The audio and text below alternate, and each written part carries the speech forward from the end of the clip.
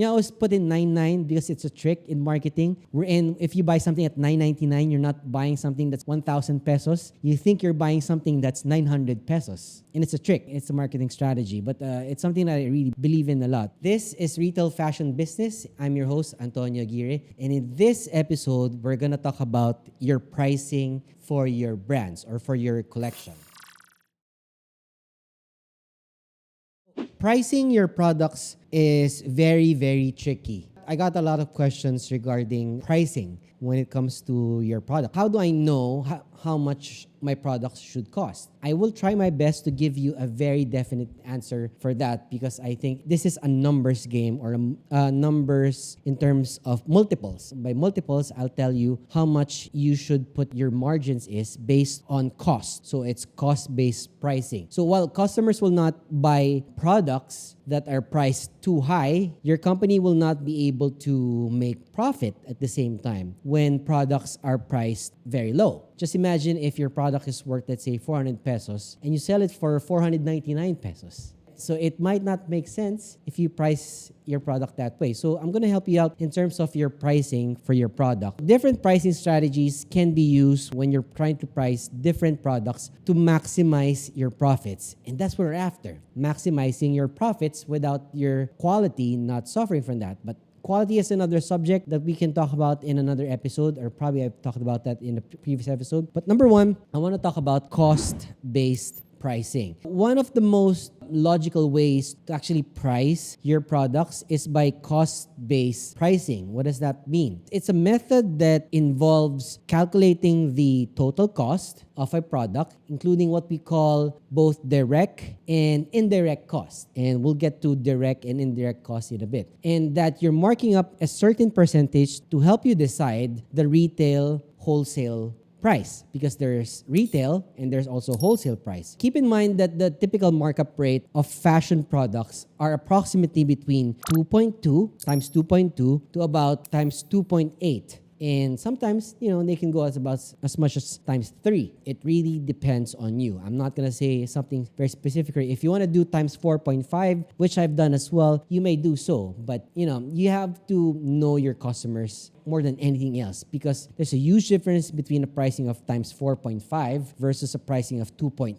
It's a huge, huge difference. We're talking a lot of extra zeros here at the end. Just a quick math, okay? Maybe we'll put a graphic on the screen. Hopefully, we'll do it right. Wholesale price will always be equal to your cost price times your markup rate. So your cost price times your markup rate. So that's that should equal your wholesale price. And your retail price should be the equivalent of your wholesale price, which we got in another formula, your wholesale price times your markup rate. So again, your retail price should equal your wholesale price times your markup rate. For example, let's say your materials cost, let's say 300 pesos. And plus, if you include your labor cost, that's maybe around 70 pesos per product. So that's your labor cost. So now you're at 370 pesos for one of your products. And let's say general and administrative costs. Examples are utilities and, for example, using paper or ball pens and stuff. That's probably around 50 pesos perhaps. That's probably your miscellaneous. And then you add up, let's say, 100 pesos for design and development. We're talking about each product. I'm not talking about everything. So example, it's tax and marketing expense. So that's about 100 pesos that you spend on. And then let's say 120 pesos in terms of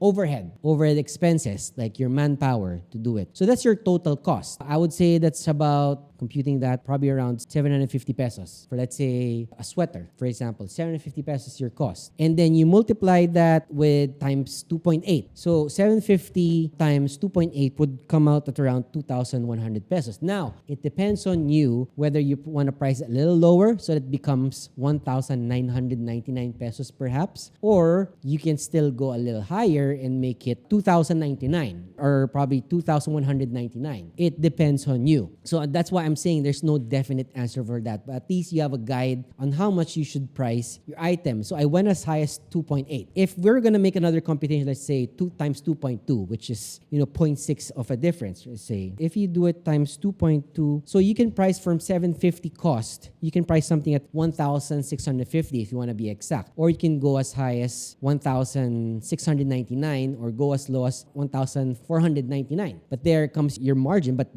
I'm already talking about times 2.2, which is, for me, should be a bare minimum for you. For wholesale price, so this one has to be lower. For wholesale price, you can divide that 2.2 to, let's say, 1.1. If we're talking about wholesale, now, if you're supplying a huge quantity to, let's say, a stockist, like let's say a department store, and you're supplying, let's say, 1,000 pieces. You can't price it at retail because they have to have their margins. So you can price it at times 1.5. So your 750 could come out wholesale price of 1,125 pesos. And that could be the exact amount because you're giving it a wholesale price. You're not doing it as a retail price, wherein it's priced that only the wholesalers actually get it. It's not for public. You can price it at 1,250, 1,200, or 1,100. It really depends on you because you're after here the volume of your sales. And you're not talking about a specific figure like we price it with, for example, a retail price, which is 1,199. You know, I always put in 99 because it's a trick in marketing. Wherein if you buy something at 999, you're not buying something that's 1,000 pesos. You think you're buying something that's 900 pesos. And it's a trick. It's a marketing strategy. But it's something that I really believe in a lot. 998 is what I usually price if you want to price below 1,000 pesos. I have your question. Is the wholesaler required to give into your retail price? It depends on your agreement. Because the thing is, if your price, let's say, is 999 and then the one that wholesales from you sells it for, let's say, 1,200, people might not buy from them and still look for you because your price is cheaper. So you want to be uniform when it comes to your prices. Uniformity is a lot greater. If, for example, this is how it could make sense that they could price it higher. If their packaging is a lot better, they could put that into the cost. For example, a website, Mr. Porter, they price it a little higher just because of the packaging experience that you receive. When you order your products, it's packed really nicely. And that itself is part of the expenses. So it makes sense that, they're priced a little extra, let's say an extra 10%, 15% because of the packaging experience that you get. When you go to a premium store, let's say Rustan's, for example, the packaging is a lot different compared to, a regular department store. And it makes sense that, you're paying an extra premium for that. I think that's where higher pricing would come in when it comes to that. Let's go on to what we call perceived value pricing, which I will explain to you. Everyone has a perceived value in mind for their products. This sweater that I'm wearing, I have a perceived value for this in whatever you're wearing. For example, your underwear, your jeans, your shoes, or whatever. Rather than focusing on cost-based pricing, you can consider pricing your products based on brand image and psychological factors. I'm not going to say brands, but for example, a high-end bag could sell for $2,000 or let's say 100,000 pesos. And its cost is, let's say, only 2,000 pesos because it's pure leather and stuff like that. It's, let's say, 2,000 pesos for labor. But then a low-end brand with their pricing at 5,000, they can actually sell it for 5,000. A cost of 2,000, it would make sense for them to sell it at 5,000. But because that's their price point, it's because it's based on their brand image and psychological factors that come in that. That's where the price disparity comes in. So the 100,000 bag that's priced that way, they would have lesser buyers for sure. And then if you're pricing at 5,000, there comes in the volume. After now, the volume of the product. So it really depends on you how you want to play this ball game. But you can't go from that 5,000 to 100,000. It's just going to be nonsense. Unless you're super, super good with your marketing, then yeah, I believe you can. With Supreme, for example, they price products at regular price, but then when it goes to the resale market, the resale prices go up way high. But that's law of supply and demand. We're not talking about that. We're talking about wholesale and retail only. So that's a big difference. One example of that, for example, is premium pricing. Premium pricing refers to the pricing items that are high above the average of the market price. So they're most applicable to, again, let's say luxury brands like Gucci, Prada, Louis Vuitton, and all those brands. The target of those customers are those who are loyal to a brand image or would be willing to pay more for what we call add-on excellent service. It's an add-on service. When you go to a high-end high-end store, you get treated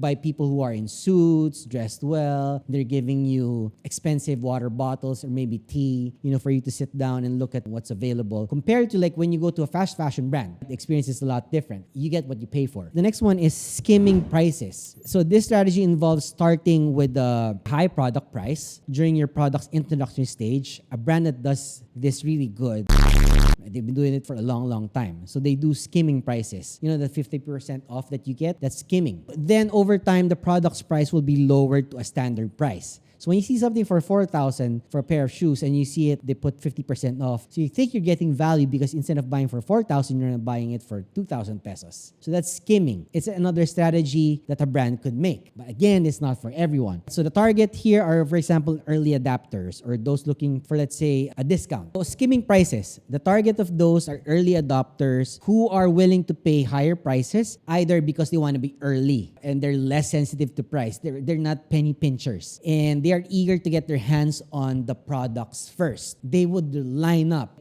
For example, when you go to Apple on the first day of release, people line up for their stuff. They want to be first. But you can go a week after and go into the store without lining up and you still get the device. So that's skimming. But then it really won't apply to Apple because the price are still the same unless they go on a holiday sale or some sort. The next thing is what we call high-low pricing or high-low pricing, which means this is a strategy wherein products start with what we call a higher price point. And then, which is lowered later to discount on clearance prices after the popularity has passed. An example of that would be, Ralph Lauren. So that brand, there's a premium for that when you go to a regular store. A polo shirt would be like what, $200 perhaps? But then they have products that are meant for the outlet. So when you go to the outlet, the price are a third perhaps, or maybe a fourth. And they make products specifically for outlets because if you just follow products, if you make products and then you open an outlet store and put your products there for clearance, you won't have enough products in your clearance. You would have like an empty bodega. Okay, so they put in additional products with lesser quality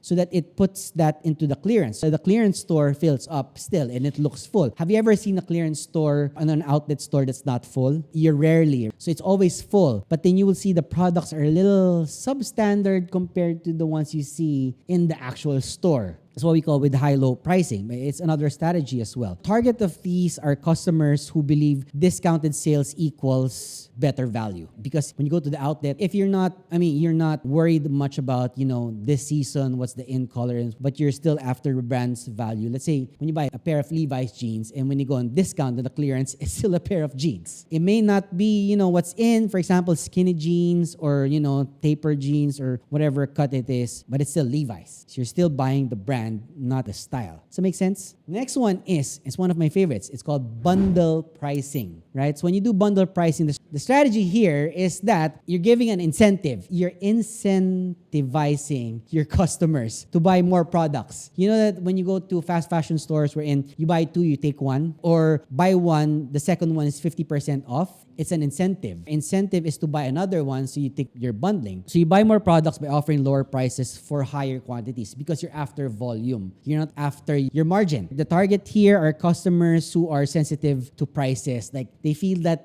when they buy everything at retail, that they're not getting bang for buck when it comes to their monies. When you say you buy something for 1,000 pesos for a shirt, and then you see something that you pay something for 1,500 for two shirts, so you think you're paying for 750 for a shirt now, which makes sense. And you feel a lot better as a consumer because you bought two shirts now for 750. Well, in fact, you actually know how much your cost is. Still make your margins. Again, it gives you extra value as a buyer, but still, you still make your margins as the brand. So last one is limited edition pricing. Okay, now this is where the scarcity comes in. The law of supply and demand comes in. So when you release something, let's say limited to only 100 pieces, it's giving the sign to people that you need to hurry up and spend now because it'll be gone tomorrow. So limited edition pricing. So this strategy involving a limited quantity of supplies, or saying that you have a limited supply quantity and that you will not restock whatsoever. But in truth, you have something in the back, an extra 200 200 stocks more, which actually taps into a higher price range. So you're now giving the sense of, that you need it right now because it'll be gone by tomorrow. So you have to decide now. It's either you buy it now or forever not get the product that you want. So this tactic presents a perfect opportunity to create a sense of urgency for the buyers around the limited supplies. Who's the target? These are customers who are most likely to pay extra to have something very exclusive. People who don't want to be seen on the street, like, the Spider-Man meme wherein they're pointing at each other, they're all wearing the same Spider-Man costume, wherein you're all pointing at each other like, oh, you got that also from that store? Oh, you got that one? You know what I mean? So people who don't want to feel that way will go with limited edition pricing. So it's, again, all these 5 examples that I made for you, you have to be careful where you price point your product, because if you're gonna do all of those 5 things that I mentioned, you're gonna be effed up with your brand and you will lose customers. Research the price range that you want based on your competition, your direct competition that you think with a similar brand image, so you can establish a general guide for your own price range. Final reminders for your pricing. So I just have 4 more points here for you to take note of. Number 1, leave enough margin. And when I say leave enough margins, it should be the bare minimum of times 2.2. Start off by selling to your customers and move into selling into wholesale. It might not be profitable for you if you don't factor in the wholesale markup that you have into your initial pricing. A margin of 1 peso would still be good if you're talking about, for example, election shirts. If you're talking about, 100,000 pieces. But if you're talking about 100 pieces of shirts that you're selling, you should know enough margins that you should have. Next thing is consider your whole assortment of products when you price your products. While each product will have what we call a different cost price, different markup rates should be applied to different categories. Like for example, for shirts, you can go as high as 3.5. But for example, for coats or hoodies, for example, you need to go as low as 2.2 because these are expensive, because they need to meet at a certain price range, or else you're going to be left off with products that are not going to be sellable. So your goal here is to have prices that all stay within a certain price range. Let's say between 1,000 pesos to 5,000. You don't have a product that's 1,000 to, let's say, 15,000. Most likely that 15,000 product that you have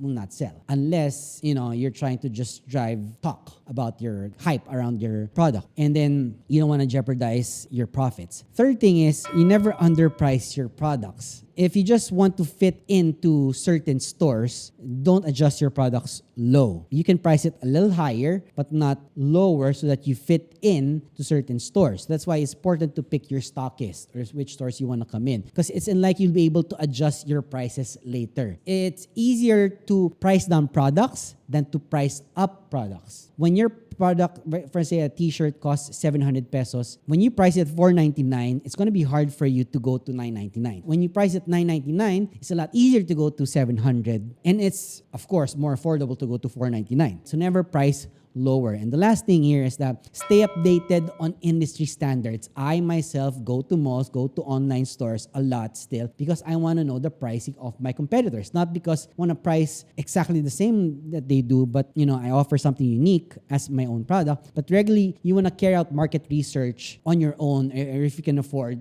hire someone to do that for you to ensure that the prices your products stay are within the range of your competitors. Otherwise, you'd be a monkey. A monkey is like you're making a fool out of yourself trying to price something at say 2,000 pesos when your competitors are priced at 999 for a shirt. Unless you're talking about premium, cashmere type of products that you have. Question of the day: what do you think is the perfect profit margin? Is it times 2.2, times 2.8, times 3.5, or times 4.5? Let me know what's your perfect strategy for a good profit margin.